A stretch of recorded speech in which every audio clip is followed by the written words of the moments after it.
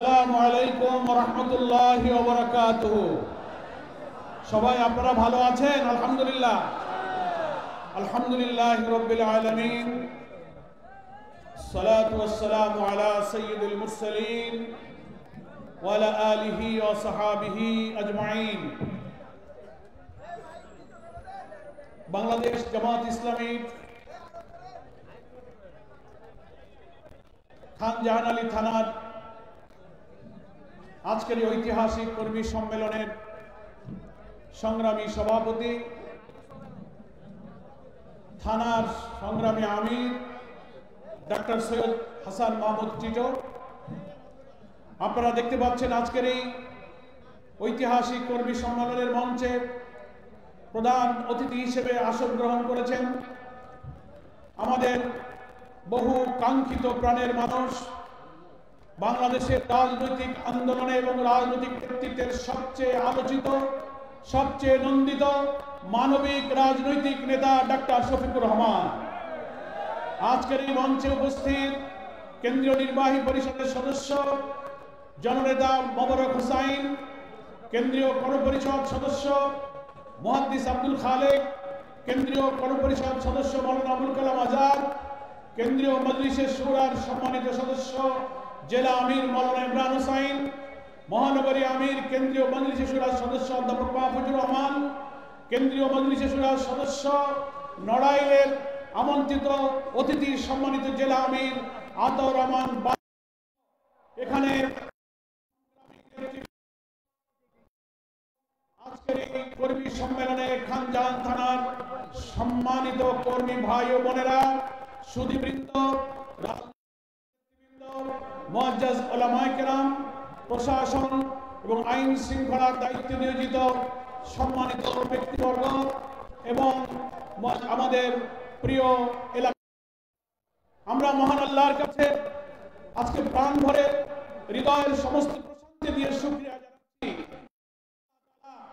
এই খান জাহান আলী থানার মতো অনেক জুলুম, নির্যাতন, বঞ্চিত, ব্যথিত, বৈষম্যের দ্বারা যারা কষ্ট ভোগ করছিলাম, সেই থানার কর্মী সম্মেলনে বাংলাদেশের রাজনৈতিক অঙ্গনের প্রিয় মানুষ ডাক্তার শফিকুর রহমানকে প্রধান অতিথি হিসেবে এখানে আসবার তৌফিক দান, এজন্য আল্লাহর শুকরিয়া আদায় করছি আলহামদুলিল্লাহ। আপনারা তো নিশ্চয়ই জানেন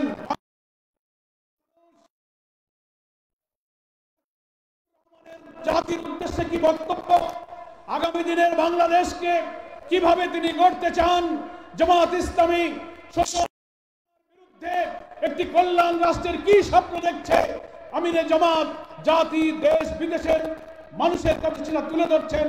সেই কথা শোনার জন্য মানুষ অপেক্ষা করছে আলহামদুলিল্লাহ। আজকের এই সম্মেলনে আমি আল্লাহর প্রতি কৃতজ্ঞতা জানাই এবং ওনাকে জানাই।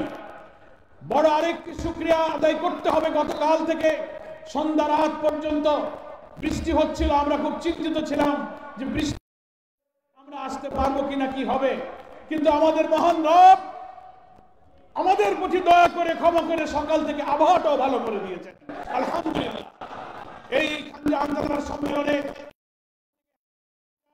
ভাই বোনেরা যারা কষ্ট করে এসেছেন, আমি তাদেরকে শুভেচ্ছা জানাচ্ছি, অভিনন্দন জানাচ্ছি। সম্মানিত ভাই ও বোনেরা, আজকের এই সম্মেলনটা দেখে কবি মতিউর রহমান মল্লিকের তিনি গানে বলেছেন, জনতা সাগরে আশার প্রাণে প্রাণে চিরচেতনার জাগে গান। আলহামদুলিল্লাহ, মানুষের আশার জোয়ারে বান ডেকেছে, চিরচেতনার নিয়ে কোটি প্রাণ আজকে জেগে উঠেছে। সেই গান হলো যে অভিযাত্রা আমরা শুরু করেছি,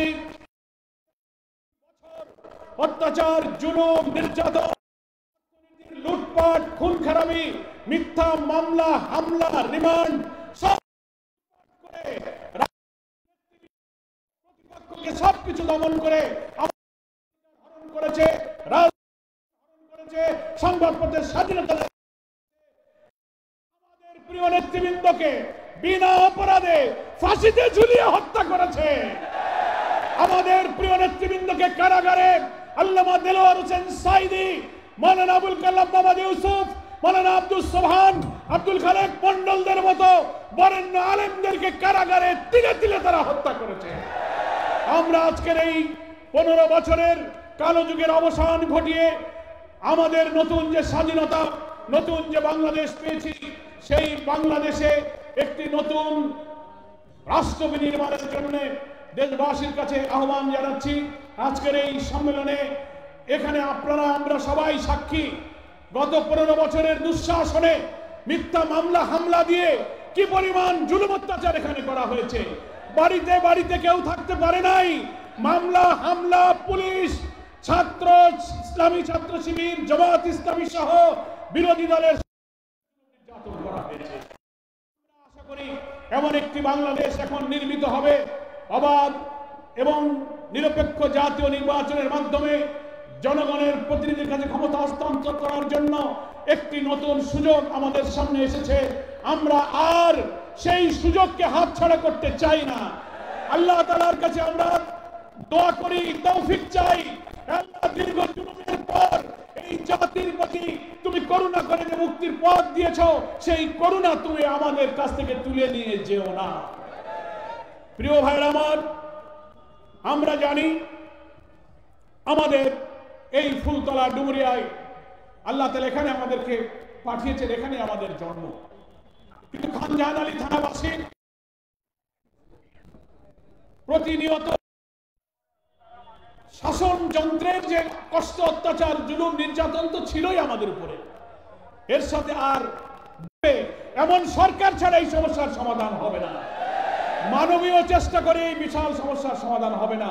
তাই আপনারা একটু ধৈর্য ধরবেন এবং আমরা এই অন্তর্বর্তীকালীন সরকারকে সহযোগিতা করব।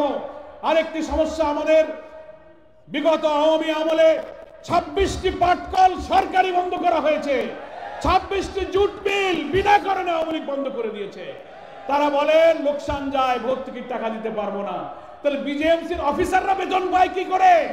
আর আমার শ্রমিকের মজুরি, গ্র্যাচুইটি, পিএফ, প্রভিডেন্ট ফান্ডের টাকা তোমরা দিতে পারো না। ফলে আমরা মনে করি আওয়ামী দুঃশাসনের হাজার জুলুমের জন্য এই দুঃখী মানুষের হাজার হাজার লোক এখানে কলকারখানায় কাজ করে খেত। আমাদের এই খানজাহান থানাতেই প্রায় 5টি জুট মিল সরকারি বেসরকারি মিলে আছে।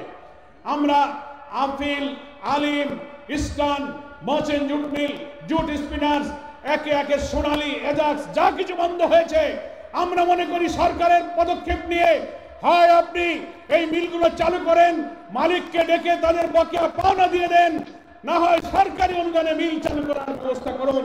পাট আমাদের বাংলাদেশের একটি লাভজনক খাত, অথচ সেই পাট আজকে নকশালি খাতে পরিণত করা ঊর্ধ্বতন প্রশাসনের চুরি, দুর্নীতি, লুটপাটের কারণে।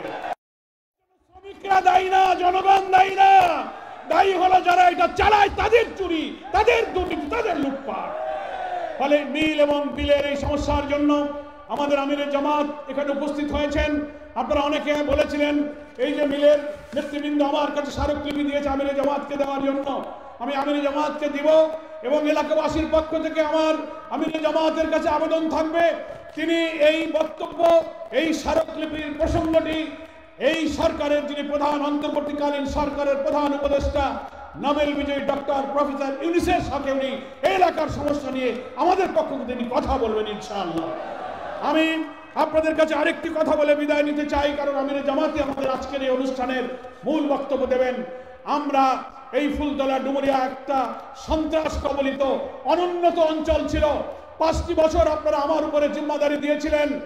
আল্লাহর রহমতে আপনাদের কাছে কৃত ওয়াদা অনুযায়ী সেই সন্ত্রাস মুক্ত ডুমুরিয়াকে সন্ত্রাস মুক্ত করে একটি শান্তির জনপদে আমরা পরিণত করেছিলাম। চরমপন্থী, দুর্বৃত্ত, খুনিদের কোন ঠাঁই আর ফুলতলা ডুমুরিয়ায় হয় নাই, সব হারিয়ে গেছে।